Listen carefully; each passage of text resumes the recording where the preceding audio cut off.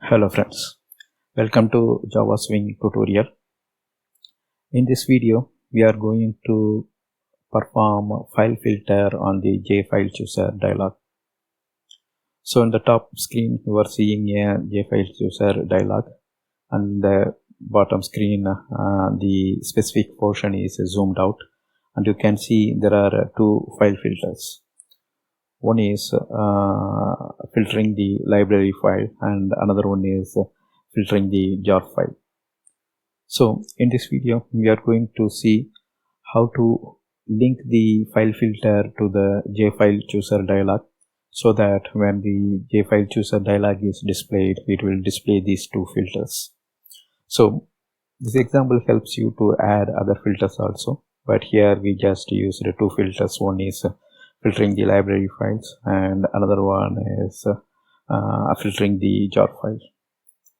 So the file filter asks you to implement two methods. Here A is smaller case, but it is displayed as upper here in this slide.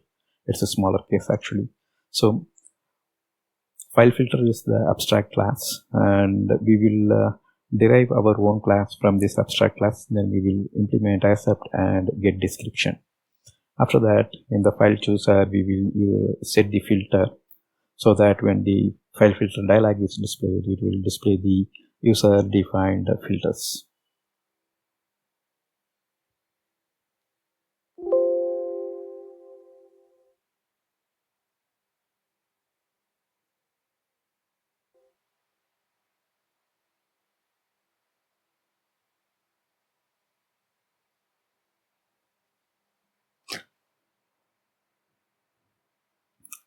The frame window is the mandatory video, and if you know how to create frame window, you can skip the video number 2 here, which is displayed.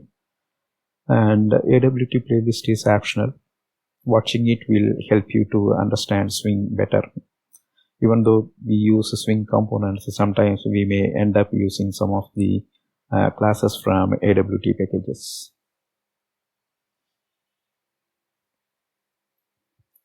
So first we will learn about the file filter abstract. So this is the abstract class that comes from the file chooser itself. So what we have to do, we have to extend our user defined class. So it can be any file filter, jar file filter, or exe file filter, DLL file filter, whatever you are defining. First you have to extend from this file filter abstract class. So this is abstract, that means it has some unimplemented method, so that we need to implement. That means we need to override and provide a definition for that. So the first one is the accept method. The accept method, it takes a file as parameter, and it will return boolean. That means we need to return either true or false from the body. So the file F is sent by the file chooser dialog. Let's say a file chooser dialog is displayed here. On a specific path, it will display some directory and then some file. Say for example x.txt, y.txt, abc, mm. These two are mm. abc is a directory and mm is a directory. These two are file. Also in the file filter, if you see from the screenshot, you saw when user clicks the drop down, they can see a filter. Say for example exe file. Alright, so what happens when you override this accept method, and after you hook this to the file chooser dialog, what happens when user browses a specific folder, it will make a call to our accept method. And if you see, there are 4 files. So these two are directory and these two are file name. That means this will be called 4 times by our file chooser dialog. So first time it will send the folder abc, ABC folder will come here as an incoming parameter, file F. You will use that to decide to return true or false. Suppose if you don't want to display any directory, just by checking the class instance here whether it is a directory, and if it is a directory you can immediately return false, or if you want to always return the directory you can set true.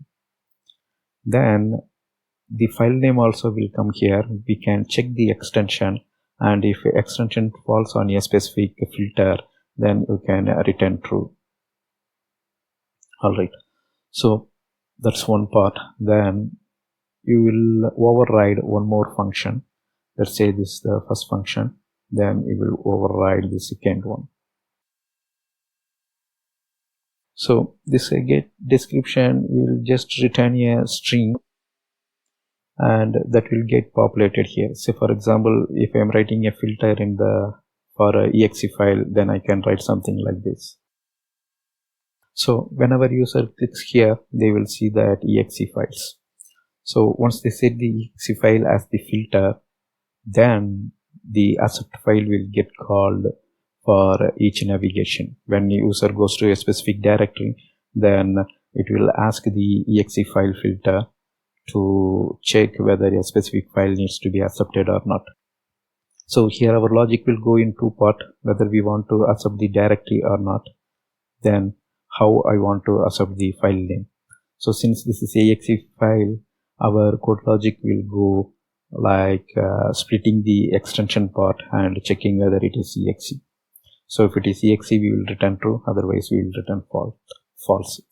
So this way, when the specific directory is displayed, these two text files will not be displayed, and if we have something called z.exe, that will get displayed. I mean, only this one will get displayed, and txt files are not displayed. That means those two get hidden. Only z.exe is filtered to show in the file chooser dialog. So when we use JFileChooser, we can construct it first. After that, we can hook our filter in the sense of filter which is extended from FileFilter, and overridden the abstract methods accept as well as getDescription. So that one we have to give it to our file chooser so that it will display the relevant information. So we have to make a call to add choosable file filter. Then we can supply the file filter which we created or which we defined as a parameter here. So this way we will hook our file filter with the .add_FileChooser, and we will give our filter name here, I mean filter instance here. So once later when we display the file chooser, it will display the new filter for exe. So that's the concept behind it, and in the next video we will look about the example which we want to create. So this is the part 1 of the video. In part 2 we will talk about the example we want to create, and in the part 3 we will go to Eclipse demo. That's all here in this video. Thank you for watching. Bye.